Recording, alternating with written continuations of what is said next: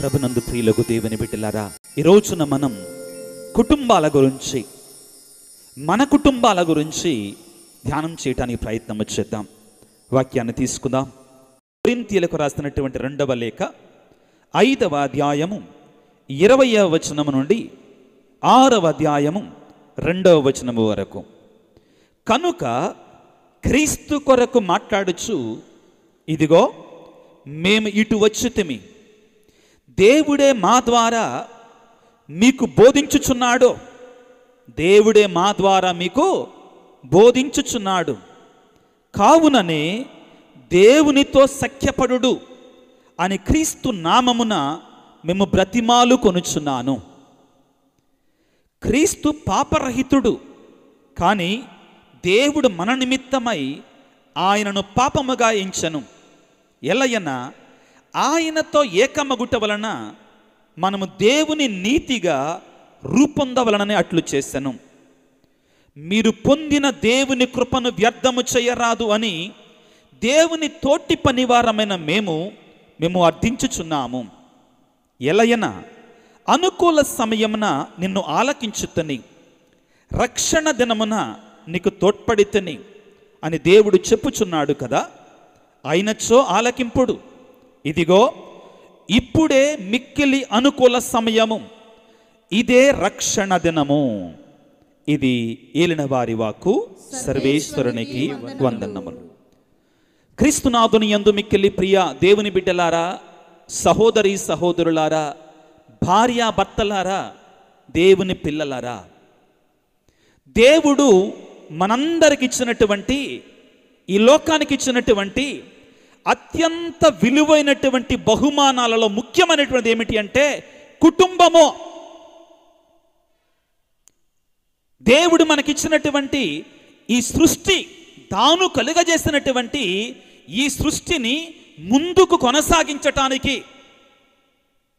ఆయన చేసినటువంటి ఈ సృష్టిని ముందుకు నడిపించటానికి దేవుడు ఏర్పాటు చేసినటువంటి గొప్ప విలువైనటువంటి ఇన్స్టిట్యూషన్, ఒక సంస్థ ఏమిటి అంటే, ఒక ఏర్పాటు ఏమిటి అంటే కుటుంబం. ప్రియులారా, ఎంతటి వాడైనా కానీ, నువ్వెంతటి వాడివైనా కానీ, నీవు ఒక కుటుంబంలో నీవు వచ్చినటువంటి వాడివే.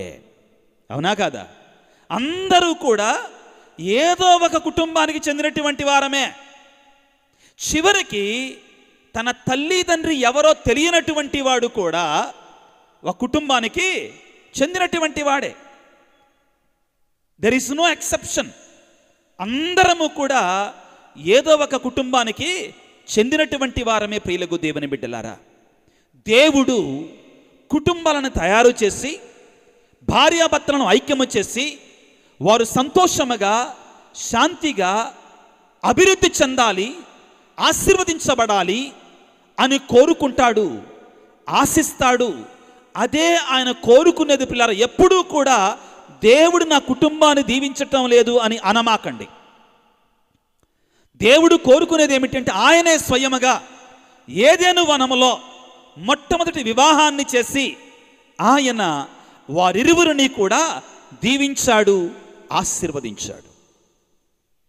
మొట్టమొదటిగా దేవుడు భార్యాభర్తలని ఒకటి చేసి పలికిన మాట ఏమిటో తెలుసా?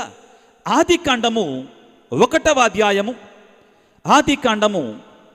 అధ్యాయము 27, 28 వచనాలు చదువుకుందాం పిల్లరా. దేవుడు మానవ జాతిని సృజించెను, తన పోలికలో మానవుని చేసెను, స్త్రీ పురుషులనుగా మానవుని సృష్టించెను. దేవుడు వారిని ఏం చేస్తున్నాడండి? ఎవరిని? స్త్రీని పురుషుని. అంటే ఏం చేస్తున్నాడు దేవుడు? వాళ్ళిద్దరిని దీవించటం అంటే ఏం చేస్తున్నాడు అక్కడ? సంతానోత్పత్తి. అంటే పిల్లలు ఎక్కడ కలుగుతారండి? ఇన్ ద ఫ్యామిలీ, కుటుంబంలోనే బిడ్డలు కలుగుతారు. బిడ్డలు కుటుంబంలో కలగకపోతే చిల్డ్రన్ అవుట్ ఆఫ్ వెడ్లాక్ అంటారండి వాళ్ళని. వాళ్ళని ఏమంటారు? క్రమమైనటువంటి సంతానముగా అంగీకరించం. ఏమంటారు వాళ్ళని? అక్రమమైనటువంటి సంతానము అంటారు. అది దేవుని యొక్క సిద్ధపాటు అనరండి. దేవుని యొక్క ఏర్పాటు అది కాదు. దేవుని యొక్క ఏర్పాటు ఏమిటి అంటే పిల్లలు వివాహ ధర్మములో కలగాలి. ఇది దేవుని యొక్క చిత్తం, దేవుని యొక్క ధర్మం, దేవుని యొక్క ఏర్పాటు ప్రియులారా. కాబట్టి దేవుడు ఏం చేస్తున్నాడు? మొట్టమొదటిగా వివాహాన్ని జరిపిస్తున్నాడు. 28వ వచనాన్ని మరొకసారి చదువుకుందాం పిల్లారా. దేవుడు స్త్రీ పురుషులను దీవించి, ఇక్కడ దీవించటం అంటే ఏంటి జాగ్రత్తగా అర్థం చేసుకోవాలి. We should read between the lines. ఆ వాక్యాన్ని చాలా జాగ్రత్తగా చదవడానికి ప్రయత్నం చేయాలి. ఆ స్త్రీని పురుషుని దీవించి ఒక మాట అంటున్నాడండి అక్కడ. దానిని బట్టి అది మొదటి వివాహం అని మనకు అర్థమవుతుంది. ఇప్పుడు చదవండి ఆ మాటను ప్రియులారా. సంతానోత్పత్తి చెందుడు, మీరు బిడ్డలను పెక్కుమందిని కనండి అంటున్నాడు అండి. ఏమంటున్నాడు? బిడ్డలని పెక్కుమందిని కనండి అంటున్నాడు. బిడ్డలను సంతానోత్పత్తిని గావించి ఆ తర్వాత ఒక మాట అంటున్నాడు, చదువమ్మా. భూమండలమునందంతటా నివసించి దానిని వశము చేసుకొని అభివృద్ధి చెందండి, ఆక్రమించుకొని అభివృద్ధి చెందండి. Praise the Lord, praise the Lord, praise the Lord, hallelujah, hallelujah. దేవుడు కోరుకునేటువంటిది ఇది ప్రియులారా.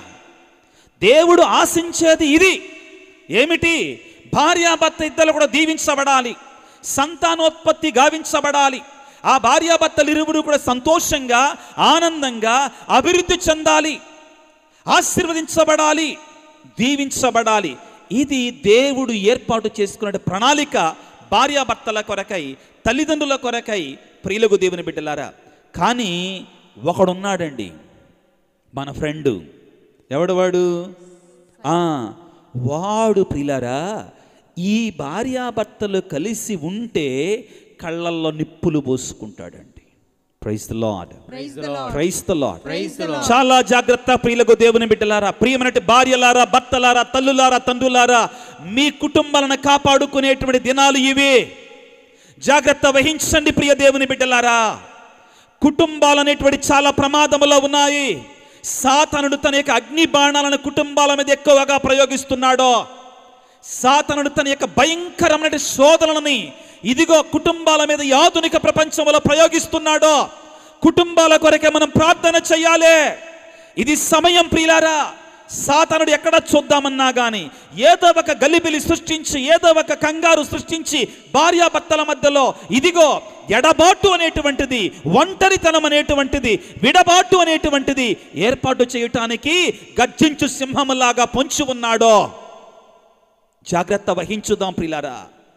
మనం మన కుటుంబాల గురించి జాగ్రత్త వహించకపోతే, మన కుటుంబాల గురించి జాగ్రత్త వహించకపోతే సాతానుడు ఏ క్షణములోనైనా కానీ మన కుటుంబంలో జ్వరబడతాడు.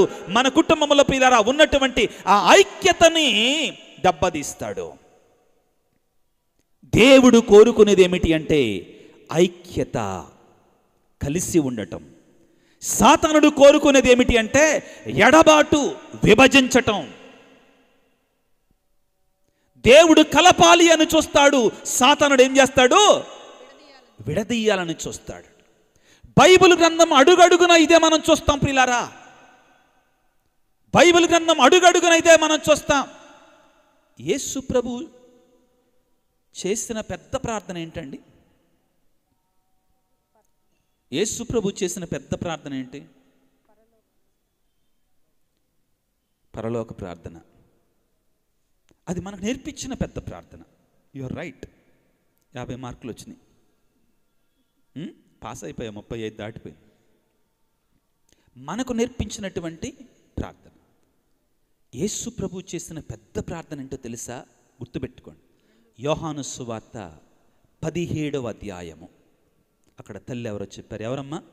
ఆమె చప్పట్లు కొడదా గట్టిగా. పిసినారు వాళ్ళలాగా ఉండమాకండి చప్పట్లు అన్నప్పుడు. ఏమైంది? we should appreciate somebody when someone does good. యోహాను సువార్త 17వ అధ్యాయంలో ఆయన తన జీవితంలోనే చేసిన పెద్ద ప్రార్థన, అంటే బైబిల్లో మనకి ఇవ్వబడినటువంటిది, బైబిల్లో మనకి ఇవ్వబడినటువంటి అతి పెద్ద ప్రార్థన అదేనండి. దేనికోసమో తెలుసా ప్రార్థన? శిష్యుల కోసం. ఎందుకు శిష్యుల కోసం? ఏంటి ఉద్దేశం? ఐక్యంగా ఉండాలనండి. దేవుడు ప్రియులారా ఐక్యంగా ఉండాలి, భార్యాభర్త కలిసిమెలిసి ఉండాలి, సంతోషంగా ఉండాలి, సమాధానంగా ఉండాలి, ఆనందంగా ఉండాలి, ఆశీర్వదించబడాలని కోరుకుంటే సాతానుడు ప్రియులారా ఎప్పుడు ఒంటరిగా ఉండాలి అని కోరతాడో. బైబిల్లో మనం చదువుకునే మొట్టమొదటి పాపం ఏంటండి? ఎవరు చేశారు? ఆదాము అవ్వ. ఆడోళ్ళు కదా, ముందు వాళ్ళ పేరు చెప్పుకోవడానికి సిద్ధంగా లేరు. మొట్టమొదటి ఎవరు చేశారమ్మా? ఇప్పుడు ఆయన చెప్తున్నాడు గట్టిగా. అంటే బైబిల్లో మనం అర్థం చేసుకోవటానికి ఏవమ్మ చేసింది మొట్టమొదటి పాపం. ఏవమ్మ జాగ్రత్తగా వినండి ప్రియులారా, మొట్టమొదటే మనకి బీజాలు ఉన్నాయండి, మొట్టమొదటే మనకు ఉన్నాయండి. పాపం ఎలా వస్తుంది లోకములోనికని ప్రియులారా, ఆమె భర్తతో కలిసి ఉన్నప్పుడు చేసిందా, ఒంటరిగా ఉన్నప్పుడు శోధించిందా సాతానుడు? ఒంటరిగా ఉన్నప్పుడు. జాగ్రత్త ప్రియులారా, జాగ్రత్త ప్రియులారా, ఇది చాలు, ఇది చాలు మనకే. మనం ఒంటరిగా ఉన్నప్పుడు ఎంత ప్రమాదంలో ఉన్నాం. సాతానుడు ఎప్పుడూ కూడా మన ఒంటరిగా ఉండాలి, విడబాయాలి. పెళ్లి రోజున కట్టుకున్నటువంటి మామిడి చెట్టాకులు, మామిడాకుల్ని మా విడాకులుగా మార్చాలి అని కోరుకునేటువంటి వాడు ఎవడో? సాతానుడు. ఈ ఆధునిక ప్రపంచంలో, ఈ నూతన యుగంలో ఇది పెరిగిపోతుందండి. ఈ ఎడబాటు పెరిగిపోతుంది. కుటుంబ వ్యవస్థ అనేటువంటిది ప్రమాదంలో ఇరుక్కుంది ప్రియులారా. దేవుడు ప్రియులారా కన్నీరు కారుస్తున్నాడు, దేవుడు కన్నీరు కారుస్తున్నాడు. మలాకి గ్రంథంలో ప్రియులారా ఆయన స్పష్టంగా ఎడబాటు చెందినటువంటి కుటుంబాల గురించి గద్దిస్తున్నాడు, కన్నీరు కారుస్తున్నాడు. భర్తలారా మీ భార్యల నుంచి కలిసి ఉండండి, భార్యలారా మీరు భర్తలతో కలిసి ఉండండి. దేవుడు అంటున్నాడండి, ప్రియ బిడ్డ, చిన్న చిన్న పొరపొచ్చాలకి, చిన్న చిన్న విషయాలకి భర్త నుండి దూరముగా ఉంటున్నావా? ఈ రాత్రికాల సమయంలో దేవుడు నీతో చెప్తున్నాడు, వెళ్ళు. చిన్న చిన్న పొరపొచ్చాల గురించి, చిన్న చిన్న మనస్పర్ధల గురించి, ఈజీఓ ఏంటిదండి? ఈజీఓ మామూలుది కాదండి అది. నేనెందుకు తగ్గాలి?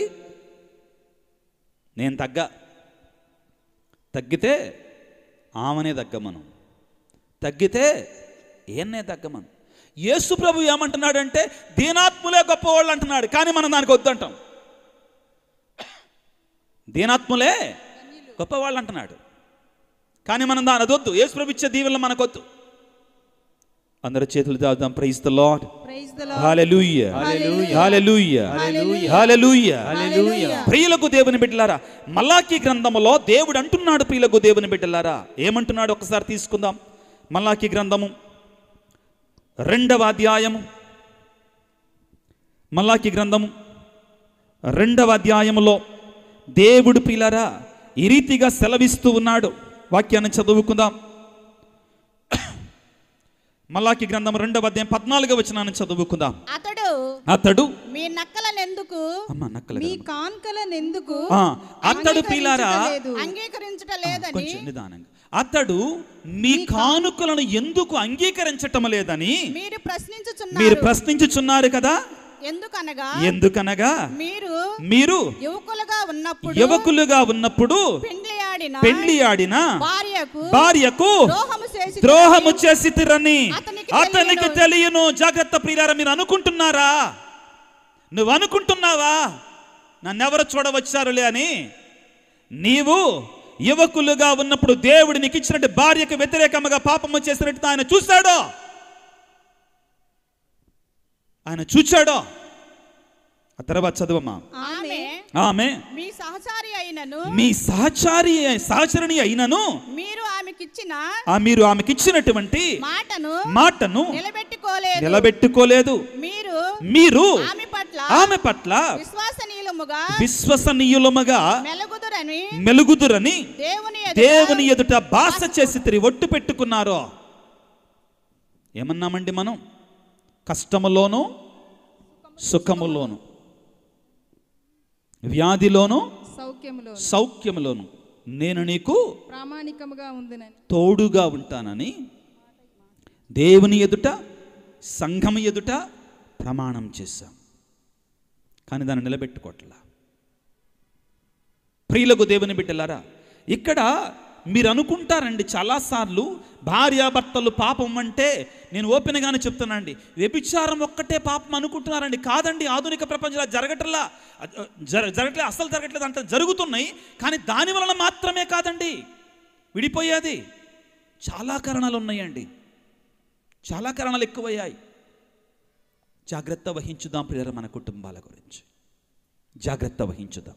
ఈ రాత్రికాల సమయంలో ప్రియులారా, భార్య భర్త దేవుని సన్నిధిలో కలిసిమెలిసి ఆశీర్వదించబడినటువంటి అభిషేకించబడిన కుటుంబాలుగా ఉండాలి అంటే అన్నిటికంటే మొట్టమొదటి ఏమి చేయాలంటే ప్రియులారా, నీ భర్త ఒక మనిషే, నీ భార్య ఒక మనిషే అని గుర్తుపెట్టుకో. దాన్ని ఏముంది ఫాదర్, వాళ్ళు మనుషులేగా అనొచ్చండి.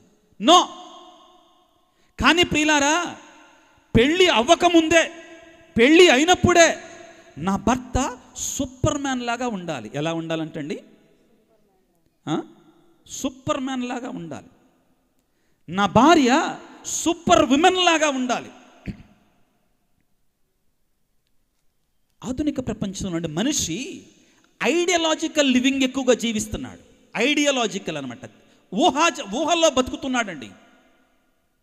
మన మధ్య ఇంకా ఉందా పబ్జీ గేమ్? పబ్జీ మీరే తల గట్టి గుప్తుంది. ఆడుతున్నావమ్మా? లేదు, ఓకే, పర్లేదమ్మా, చక్కగా చెప్పావు.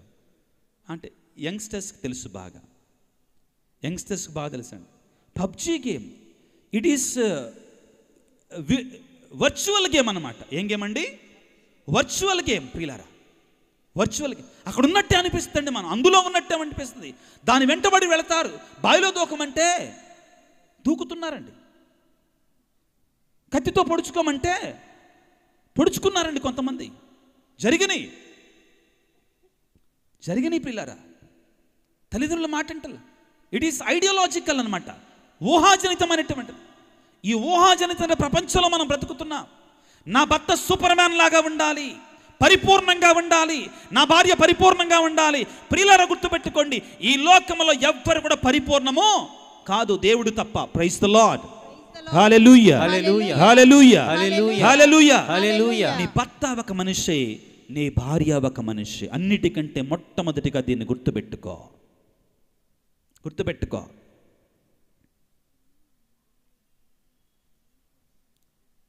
26 సంవత్సరాలున్న ఒక కొడుకు, అరే పెళ్లి చేసుకోరా, పెళ్లి చేసుకొని ఆయన అని తల్లిదండ్రులు ఎంత అడుగుతున్నా కానీ వింటల్లా, పెళ్లి చేసుకోవట్లా.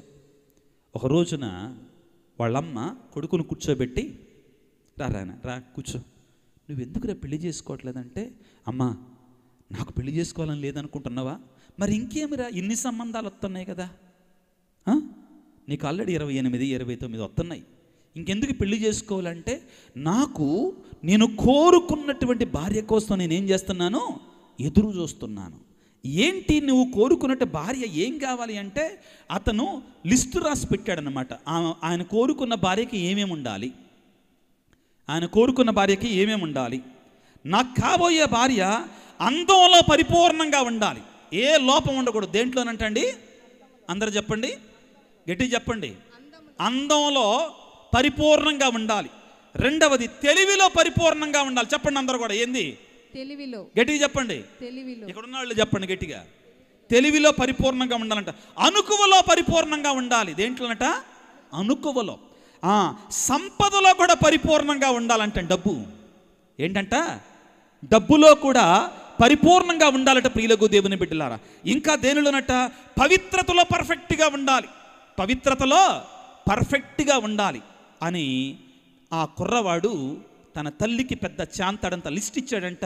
తన కాబోయే భార్య ఎలాగా ఉండాలి అని ప్రియులారా. ఆ తల్లి ఒకే ఒక మాట అన్నదట, ఒకే ఒక మాట చెప్పిందట. బాగానే ఉంది నాయన, నీకు కాబోయే భార్య పర్ఫెక్ట్గా ఉండాలి, అన్నిటిలో కూడా, అందంలో, అణుకువలో, భక్తిలో, సంపదలో, అన్నిట్లో కూడా పర్ఫెక్ట్గా ఉండాలంటున్నావు కదా. మరి నా ప్రశ్న ఏంటంటే, అవి నీలో ఉన్నాయా? అవి నీలో ఉన్నాయా చూసుకో నాయనా అని చెప్పిందట. నీలో ఉన్నాయా అని అడిగిందట. ఆలోచించుకొని లేవమ్మా అన్నాడట. ఒకవేళ నీవు ఇలానే ఉంటే నీ జీవితం ఎల్లుంటుందంటే పెళ్ళి కాని పేరయ్యలాగా ఉండిపోద్దయ్యా అని చెప్పిందట. పెళ్ళి కానీ ప్రసాద్లాగా ఉండిపోద్దట. పెళ్ళి కానీ ప్రసాద్లాగా ఉండిపోద్దయ్యా నీ జీవితం అని చెప్పిందట. ప్రియులకు దేవుని బిడ్డలారా, ఈ రాత్రికాల సమయంలో ఒకటి మనం గుర్తుంచుకుందాం. ఏమిటి అంటే, మన భర్త పరిపూర్ణుడు కాదు. చిటికయ్యగానే మార్కెట్లోకి వచ్చినటువంటి పట్టు చీర దమ్మంటే కుదరదండి. ప్రతిసారి కూడా చిటికయ్యగానే ఆయన కూడా వస్తాడు కదా నాలాగా, ఏదో బంగారం పట్టుకొని. ఎవరైనా డబ్బులు ఊరికే రావు అమ్మా, డబ్బులు ఊరికే రావు అంటే వాళ్ళకి తెలుసండి కష్టాలు. వాళ్ళకి తెలుసు ఆ బాధలేంటో వాళ్ళకి తెలుసు. వెంటనే చెప్తున్నాడు చూడండి, డబ్బులు ఊరికే రావు. ఈ బంగారంతో పడ్డ కష్టాల వల్ల ఎమ్మటే రెస్పాన్స్ ఇస్తున్నారు చూడండి. Hallelujah, praise the Lord, praise the Lord. మార్కెట్లోకి వచ్చినటువంటి బంగారపు మోడల్ ప్రతిదీ నాకు రావాలంటే నీ భర్త సూపర్ మ్యాన్ కాదండి. నీ భర్త కూడా మానవుడే. మొట్టమొదటిగా నేను అంగీకరించు. నీ భార్య కూడా ఒక మనిషే.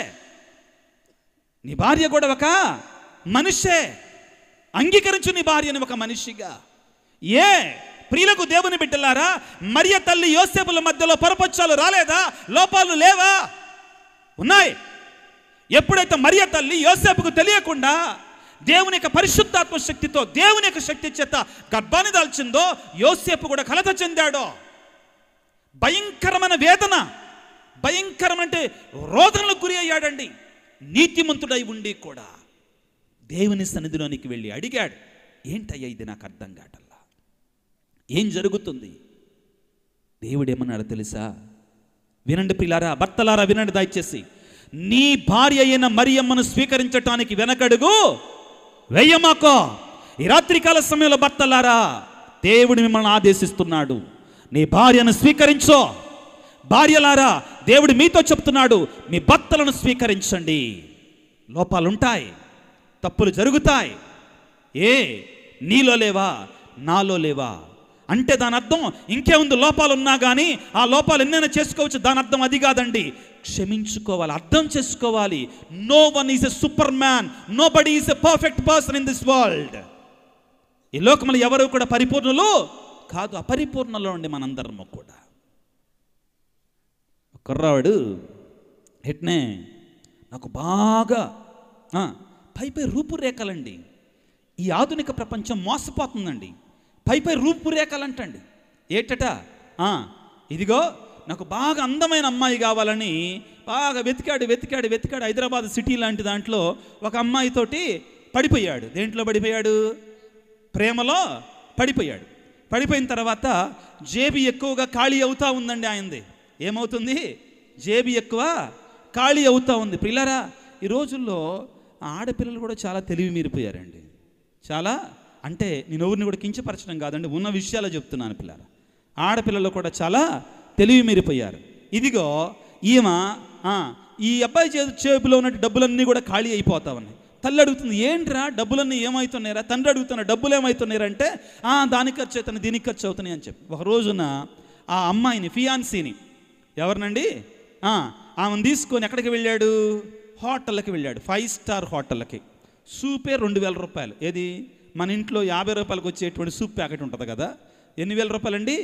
2000 రూపాయలు అనమాట. తీసుకెళ్ళాడు, హోటల్లో కూర్చున్నాడు, జేబులో ఇవన్నీ కడతా ఉన్నాడు అనమాట. చివరికి అంతా అయిపోయిన తర్వాత, తినటం అయిపోయిన తర్వాత ఆమె ఒకసారి వాష్రూమ్కి వెళ్ళొస్తానండి, ఒకసారి వాష్రూమ్కి వెళ్ళొస్తాను. వెళుతూ ఆమె ఫోను మర్చిపోయి వెళ్ళింది. అక్కడ ఫోను మర్చిపోయి వెళ్ళింది.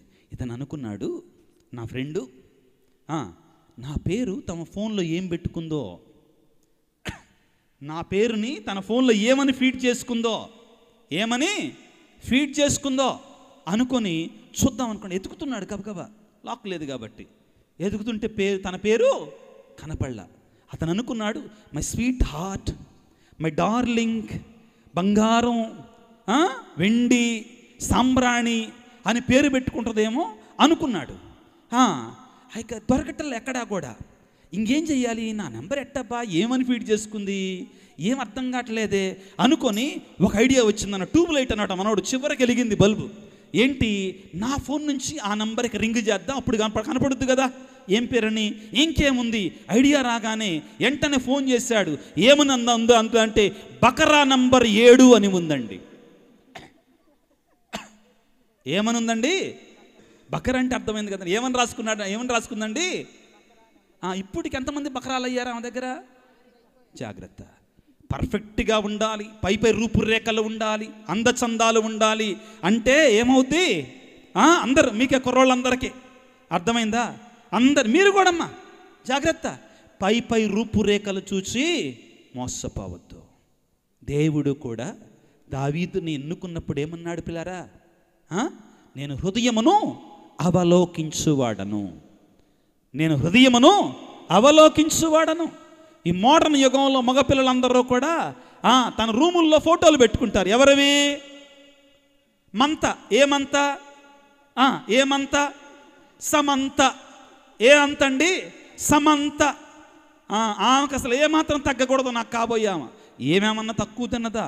ఏమో కూడా పుస్తకాల్లో ఫోటోలు పెట్టుకొని తిరుగుతుంది. ఎవరట? చైతు. ఎవరట? చైతు. ఏ చైతు? వాళ్ళలాగా కావాలంటే ఏమైందండి వాళ్ళ జీవితం? ఏమైంది? తెర ముందు ఉన్నటువంటి వాటిని చూచి మోసపోకు. దేవుడు ఏర్పాటు చేసినటువంటి వాని కొరకై ప్రార్థన చేయి. Praise the Lord. Hallelujah, hallelujah. ప్రియమైనటువంటి యువతి యువకులారా, యవ్వన ప్రాయములోని బిడ్డలారా, మీ ప్రార్థన ఏమై ఉండాలి అంటే, దేవా నీవు నా కొరక ఎక్కడ ఏర్పాటు చేశావో, ఏ వ్యక్తిని ఏర్పాటు చేశావో ఆ వ్యక్తిని నాకు ఇవ్వయ్యా. ప్రమాదంలో పడతారు బిడ్డలారా, లేకపోతే ప్రమాదంలో పడతారు. ప్రియమైనటువంటి భార్యలారా, భర్తలారా, గుర్తుపెట్టుకోండి, ఏ వ్యక్తి కూడా పర్ఫెక్ట్ అనేటువంటి వాడు లేడు. అందరం మానవ మాత్రులమే, అందరం మానవ మాత్రులమే, మనుషులమే. తప్పులు జరుగుతాయి, ఎవ్వరు అతీతులు కాదో. తప్పులు జరుగుతాయి, అతీతులు కాదు.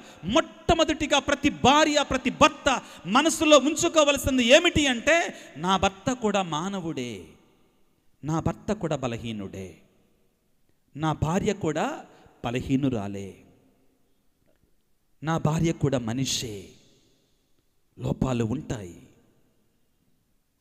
ఇది మనం మనసులో ఉంచుకోవాలి. ఎవరు పరిపూర్ణులు కాదు ప్రియులకు దేవుని బిడ్డలారు. వాక్యాన్ని చదువుకుందాం.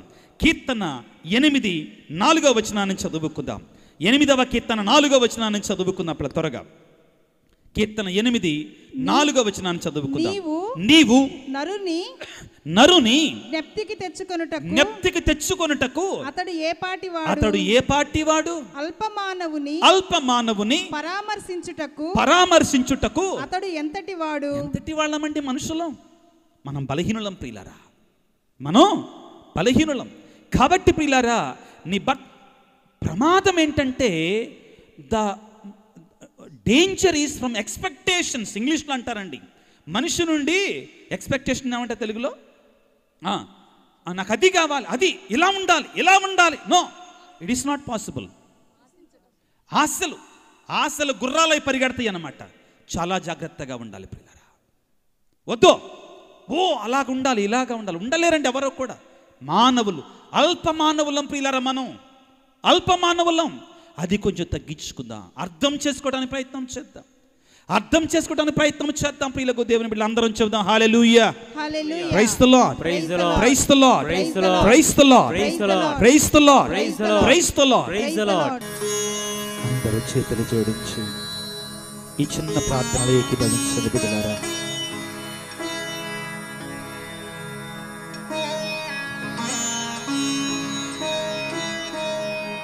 అందరూ కూడా ప్రార్థన చేసుకుందాం. సర్వశక్తిమంతుడా, సర్వోన్నతుడా, ఓ దివ్య సప్రసాద ప్రభువా, మమ్మ సృష్టించి నీ రూపురేఖలలో కలుగజేసుకున్న దేవా, స్త్రీ తన పసికందును మరచిన నేను మాత్రం నిన్ను మరువనని పలికిన దేవా, ఈ రాత్రికాల సమయంలో నీ సన్నిధిలో ఉన్న ప్రతి బిడ్డను దీవించండి నాయన. ఏ బిడ్డను వట్టి చేతులతో పంపకండి నాయన. నీ ఆశీర్వాదాలని వర్షధారగా, నీ పరిశుద్ధాత్మ అభిషేకాన్ని నీ బిడ్డల మీద కుమ్మరింపచేసి దీవించమని, ఆశీర్వదించమని మా ప్రభువైన యేసయ్య పరిశుద్ధ నామమును అడిగి వేడుకొనుచున్నాము తండ్రి.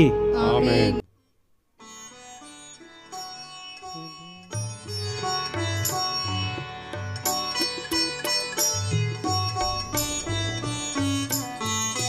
శిరమును వంచుడి వినయము తోడ నీ మహాయాద్భుత వరవాహినికి.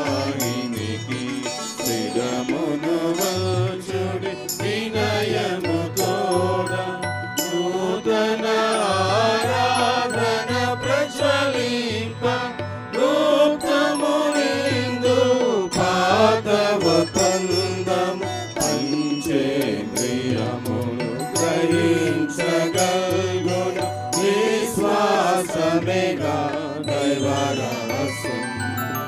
శిరమును వంచుడి వినయము తోడ ఈ మహాయాద్భుత వరవాహినికి. శిరమును వంచుడి వినయము తోడ పరమ పితా మా పాలక జయము జయము రక్షక యేసువు నాకు. పరమ పవిత్ర స్పిరితు శాంతుకు యుగ యుగములకు స్తుతి కలుగును.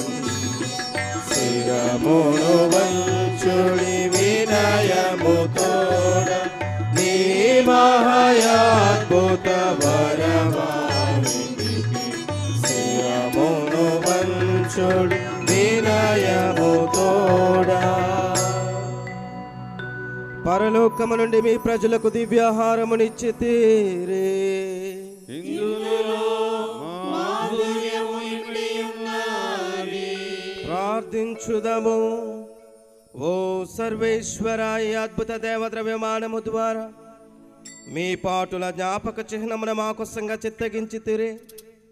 మీ దివ్య శరీర రక్తముల పరమ రహస్యములను మేము భక్తి శ్రద్ధలతో పూజింపను.